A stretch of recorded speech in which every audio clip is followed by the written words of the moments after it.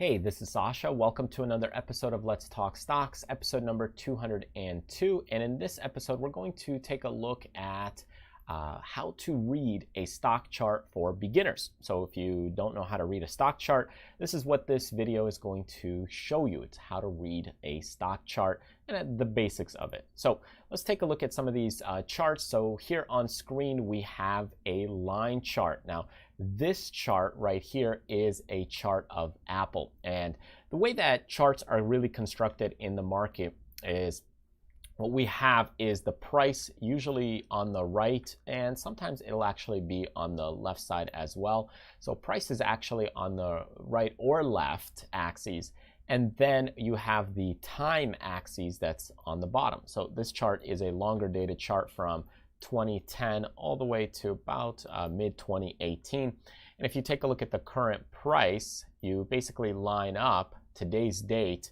with the price, and that'll give you about 218.28 for the Apple chart. Now, if you want to go back in time and see, well, what was the price at the beginning of 2016?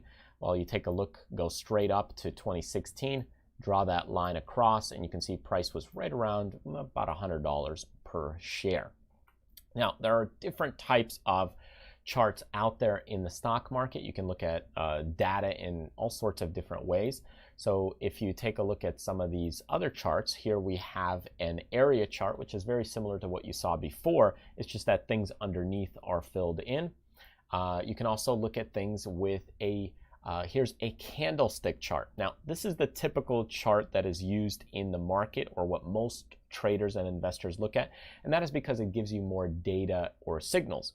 And what it really does is it tells you in every single one of these bars, the high, the low, and the open and close, basically the way that it wiggled around throughout that time period. So this is actually, if we look at this, it is a monthly candle. So every single one of these is a month.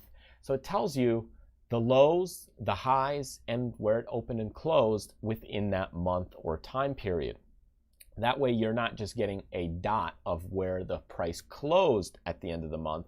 Instead, you get to see the magnitude or the movement of wiggle room also within that month. And that's what it really represents. If you look at this bar chart example, or the open, high, low, close chart example, this does the same thing. I find this is a little bit easier for people to digest when they're just getting started, because if you take a look at kind of this bar here, you can see, okay, we opened here, we got down to a certain price level, we got up to a certain price level, and then we closed over here. So it's kind of an input-output kind of model of where you start the movement, the wiggle amount, and then where it exited. So that's really what the chart kind of looks like. Let's take a look at the candlestick again. So here I want to share with you an example. This one is McDonald's, also a monthly time period. And you can see here we've digested from 2012 to about 2015, 2016, moving sideways, and then price took off. So you can see there we went from about $100 per share, moved a little bit higher, and then pulled back a little bit in 2017, and then again continued to power higher into higher prices as we got into 2017 and 2018. It's just moving a little bit more sideways, or digesting the move again.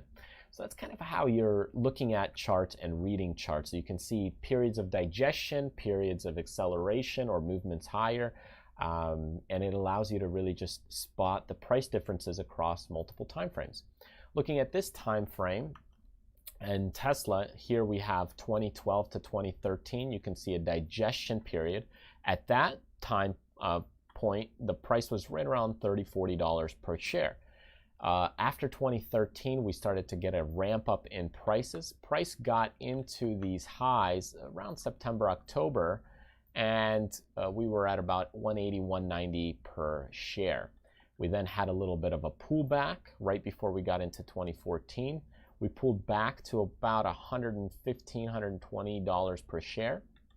And then again, the price bounced, and we got into higher prices of about $250 per share. Now, as you look at some of these swing points, which are basically where prices change directions, you can see we're creating kind of a support level or a support line. So in May of 2014, we've hit that support level of about 175. We've done it also in 2015, right before May. We've broken beyond that support level early 2016, but then managed to get back above it. And then right around late 2016, maybe December time, we've hit it again to hold that support level. So you can see how stock charts are really handy to see, hey, where is that supporting price level? And you can also see some resistance levels as well. Where is the stock struggling a little bit at higher prices? And here with Tesla, you can see, again, around September time of 2014, we're hitting higher prices of about 275, where the stock struggled again in 2015, about May-June timeframe, and then also early 2017 as well. So it gives you an indication here of how to really look at the chart and read the chart. In simple terms, you got price on one of the sides, usually the left or right axes there, and then you have time on the bottom side. And then combining these together, it allows you to match up the time with the price, and that'll give you an indication of what the price was at a certain time period.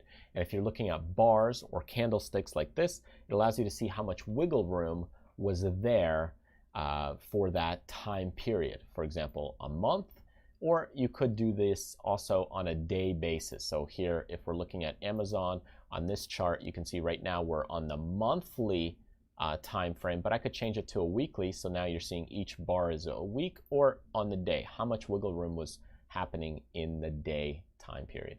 So anyways, I hope this was helpful and insightful for you if you're just learning the basics about reading stock charts, to give you some insight on looking at them and evaluating them. Of course, there's many more things to learn about stock charts, such as what's underneath the chart. So if we look here, actually, give you a quick little insight.